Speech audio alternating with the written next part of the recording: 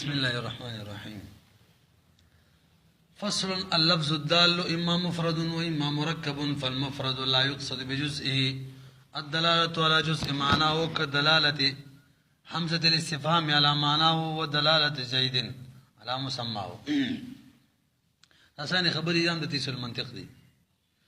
مری صاحب دی فصل کې لفظ تقسیم کې اول تقسیم دو اقسام ته یو ته مفرد وي بل ته مرکب وي. لفظ مفرد او لفظ مرکب. مفرد چاته ویل کیږي، مرکب چاته وی تعریفونه کوي، انتهایی آسان دی. مې د مفرد اقسام بیانې بس نور پکې څه نشته. مرکب اقسام به ان شاء الله به وروسته بیانې. توجه وکړئ. مفرد هغه لفظ ته ویل کیږي چې جز د لفظ په جز د معنی دلالت نه کوي. جز د لفظ د لفظ کم جز دی هغه د معنی په جز معنی دلالت نه کوي. مثال زید دی. زید لفظ دی زی ی دال زید دی معنی ده زید ذات. نو زید لفظ کی زی چې دا زید په لاس دلالت کوي نه کوي. بیا ورپسې یې ده په سر دلالت کوي نه کوي. بیا پسې دال له په نور کم جزء دلالت کوي نه کوي کنه. نو دې ته ویل کېږي مفرد چې جز د لفظ پکې په جز د معنی دلالت نه کوي. مرکب چاته وي چې جز د لفظ په جز د معنی باندې دلالت کوي. ورسېدې اوس اقسام لپاره زه به دوباره وایم. مفرد چاته وي چې جز د لفظ په جز د معنی باندې دلالت نه کوي، او د مفرد چاته وي جز د لفظ په جز د معنی دلالت نه کوي. ولې نه کوي؟ وس واقع دی ځکه چې د لفظ په جز نه وي، چې جز یې نشته څنګه به دلالت وکړي. لکه مثال حمزه د استفهام دغه د لفظ جز نشته. دویم جز د لفظ په جز د معنی ځکه دلالت نه کوي چې د لفظ خو په جزئی معنی بنوي. لکه لفظ د الله وګوره، لفظ جوشتره الف او ب لام او ب لام او ب پر معنی اجزا نشته. دریم د لفظ هم جوشتا د معنی هم جوشتره، خو د لفظ جز د معنی په جز دلالت نه کوي.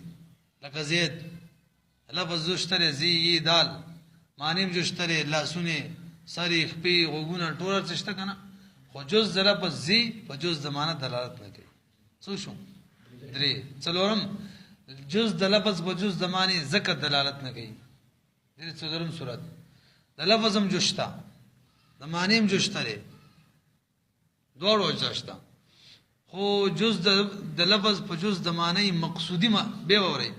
لفظ هم جوشتا معنی هم جوشتا، جز د لفظ او جز د معنی دلالت هم کوي، خو معنی مقصوده معنی نه کوي. لکه مثال عبد الله چلنم کی دی. عبد الله لفظ هم جوشتره، عبد یو دی الله بل دی. معنی هم جوشتره عبد الله بنده د الله جوشته کنه، بنده یو الله بل. خو چا دا आवाजو کې شی وشړه پوه شولې بي. لکه مثال یې سره عبد الله د لفظ هم جوشته معنی هم جوشته، جز د لفظ په جز د معنی دلالت هم کوي. عبد الله عبد بنده کوي، الله په الله باندې دلالت کوي. خو د چا چې نومي کنه نو به आवाज وته کې عبد الله نو بنده د الله د معنی ست مراد نه، بلکې مراد د سیده سری عالمی معنی دی. وینه شولې بي. یو د عبد الله عالمی معنی دا اصلي نوم، یو د عبد الله غ لفظي معنی دا عبد بینه معنی یعنی بنده د الله. یو دغه د کنه ته مرګ غ اضافي معنی چې کوي دا اوس دلته جز د جز زمانه دلالت کوي، خو اضافي معنی کوي، عالمی معنی کوي نه کوي. ځکه عبد الله خو بیا دی یو په مخرړی صح مراد نه چې د الله بنده، بلکې عالمی معنی دی مراد ده. څلورم کوم یو شو جز د لفظ مشته، جز د معنی مشته، جز د لفظ جز د معنی دلالت هم کوي، خو معنی مقصود معنی نه، ځکه معنی مقصود عالمی ده، دلته اضافي معنی کوي. پنځم نمبر جز د لفظ مشته، جز د معنی مشته، جز د لفظ او جز د معنی دلالت کوي او په مقصودی معنی هم کوي، خو دغه دلالت مراد نه وي. مقصودی معنی کوي خو دلالت مراد یو سری نوم حیوان ناطق کېدا. دوا الفاظ دي حیوان ناطق معنی هم دوا ده، حیوانیت او نطق انسان کې دوا پرته راکړه. دا دی ولنوم کې نو به تغه کې حیوان ناطق هر جز په هر معنی دلالت کوي. دغه معنی مخصوص هم د حیوان ناطق نه دغه مقصودی، خو دلالت مراد نه لري. کوم دلالت کیږي دغه دلالت مراد د حیوان ناطق حیوانیت باندې دلالت کوي، او ناطق په نطق دلالت کوي، دای مراد نه لري، بلکې عالمی معنی مراد ده. وایو اوري مفرد چاته وي چې جز د لفظ په جز د معنا باندې دلالت نه کوي، ولې نه کوي؟ ځکه د لفظ جز نه وي، لکه همزه د استفهام. دویم دا د لفظ جزئی د معنی جز نه وي، لکه لفظ د الله د لفظ جز تر معنی نشته. دریم جز د لفظ وي جز د معنی، خو جز د لفظ په جز د معنی دلالت نه کوي، لکه لفظ د زید. څلورم جز د لفظ وي جز د معنی وي جز د لفظ جز د معنی دلالت هم کوي، خو معنی مراد معنی نه کوي، معنی مقصود معنی نه کوي. څلورم جز د لفظ وي جز د معنی وي جز د لفظ جز د معنی دلالت هم کوي، معنی مراد معنی کوي، خدا دلالت مقصود نه وي. لکه حیوان ناطق مرکب چاته وي، مستا خوري رسان شو چې جز د لفظ وي جز د معنی وي جز د لفظ جز د معنی مقصودی معنی په دلالت مرادی سره دلالت کوي. لکه زید قائمون دو الفاظ دي، زید په زید معنی کوي، قائمون په قیام معنی کوي. اوس وګورئ بس منډه ده. اللفظ الدال اما مفرد و اما مرکب، فالمفرد مفرد ما هغه لفظ لا يقصد بجزئه چې قص نه شوی د دې په جز معنی د څه قص الدلاله ولا جزء معناه الدلالت په جز د معنی باندې، لکه دلالت حمزه الاستفهام رواله على معنى او بخپل معنی باندې او دلالت زید رواله. دویم صورت دی على مسما او بخپل مسما باندې او دلالت د عبد الله رواله. دریم تمنس کې کټ کړهګا د الله ول مثال می چور کو جل جلاله. لفظ دلالت د عبد الله رواله په معنی علمي باندې بس څو پنځه مم کټ کړه، مون پنځه ول درې دي.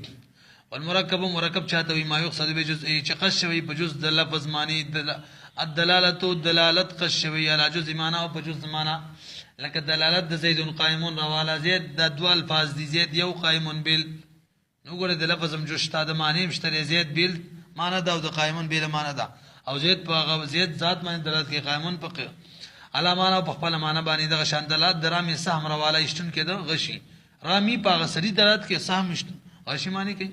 علا فهو په خپل مفهوم باندې. ثم المفرد الاكبر وګره دې نهمیر تزود نهمیر او دویم مخله ورزو. مفرد بدري قسمه لري، اسم فعل او حرف. نهمیر کې دي دلته بده سی وو اسم فعل په ځمانه بوو کلمه او حرف په ځمانه بوو عادات. نو مفرد بدري قسمه الته اسم فعل حرف دلته وسیو اسم کلمه او عادات.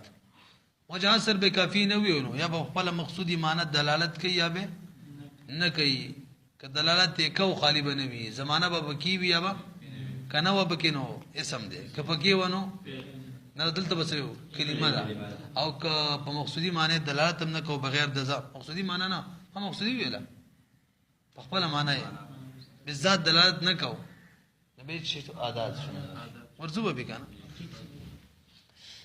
کجی. ثم المفرد مفرد شيران على انحاء ثلاث بدري قسمه دي، لانه ده مفرد ان كان معناه مستقلا بالمفهوميه دي کشریدی معنی بمفهومیت کې مستقل او څه مطلب مفهومیت کې مستقل معنی هم نه پیګو، یعنی معنی ورکول کې شاته نه محتاج، دا مطلب دیکھا علم يكن في فهمه بخپل فهم کې نو محتاج الى ذم ذمیمه ذم د یو بل ذمیمه ده، هو اسم دا به اسم وی خو کله به اسم وی الا لم يقترن ذلك المعنى کشریدا معنی په وسنوي به زمانه من الازمنه الثلاثه یو زمانہ د زمانو ثلاثه نه وی سره مختلف نه وي، وکلمه کلمه ورته وایو دا کله چې مستقله معنی باندې دلالت کوي، خو نه اقتران به کله چې اقتران د فعل د زمانی پکې وي دې معنی سره. و الا لم يكن معناه مستقلا کشری معنی مستقله د سره ونه، یعنی بغیر د زم د زمینه معنی نه ورکول په عادات او عادات دي، عادات تفورب د میزانیینو کې وي منطقینو کې ها، او حرف ورته وي په اصطلاح النحویین هذا یو پیری به ونی څه مطلب دا سبق یاد کا. فصل ته مکا انه قد ظن راضی دی فصل کې یو ګمان دی ختمو، ګمان دا جوړ شول چې لګا بس کوم دی چې د منطقینو فعل نحوینو په کلمې لاند دار چې د منطقینو فعل او د نحوینو کلمه، د منطقینو کلمه او د نحوینو فعل دا ډول به یو شي دا وهم را لې انن کې دا سینه ده کا په دې پوه شولې ډیر کرته به د نحوینو فعل وی خو د منطقینو کلمه بني. لکه مثال یې سره اضرب واحد متکلم صيغه ده او نضرب جمع متکلم صيغه ده، فعل لیکن خدا کلمه نه ده د منطقینو کلمه. ولی اضرب فعل خو تاسو پیژنې فعل خدا کلمه ځکه نه ده چې اضرب خو مفرد نه ده مرکب ده، ولی جز لفظ وجود زمانی دلالت کوي کنه، حمزه په متکلم دلالت کوي واحد متکلم معنی، او باقي ضرب په حدوث باندې حدث باندې دلالت کوي فعل معنی د سیده کنه دا جز لفظ جز زمانی دلالت کوي دا هم مرکب شو او دا اسم او کلمه او ادات خود مفرد اقسام دي وانا شي ها نه شان نظر بورواله فعل ده کنه دي دا د نحوین فعل ده خود منطقین او کلمه نه ده ولی دا هم مرکب دي منطقان او بنظمانی نون په متکلم دلالت کوي ضرب په حدوث دلالت کوي جز لفظ جز زمانی دلالت کوي مرکب شو او دا درې اقسام خود چا دي لنډه دا سینه د چې هر فعل د نحوینو دي کلمه د منطقین وګورئ فصل اعلم بویش انه قد ظن یقینا ګمان کړي بعض خلکو غلط ګمان کړي دي چې ان الکلمه عند اهل الميزان کلمه د اهل میزان په نظمانی هي ماده بینه ما غشي دي يسمى في النحو چې په النحو کې مسمى کی بفعل سره وليس هذا الظن بثواب خدا صحیح ګمان نه دي فإن الفعل عام من الكلمة ذکر فعل عام دي کلمینا الا تراړون خنی چانه نحو ازرب روالا ونزرب روالا مثالوی روالا دا فعل کنا عند النحات بنظمانه وليس بكلمه كلمه عند المنطقيين ولان الكلمه من اقسام المفرد کلمه خود اقسام د مفرد د اقسامونه ده او په مثل ازربو مثال سویما ليس بمفرد ده هو مفرد نه ده بل هو مرکب بلکې دا هو مرکب ده لدلاله جزء اللفظ على جزء المعنى زکه چې دلته جزء لفظ په جزء زمانه دلالت کوي فإن الهمزه همزه چې دا تدل على المتكلم وضرب على المعنى الحدثي معنی دلالت کوي دمره بس ده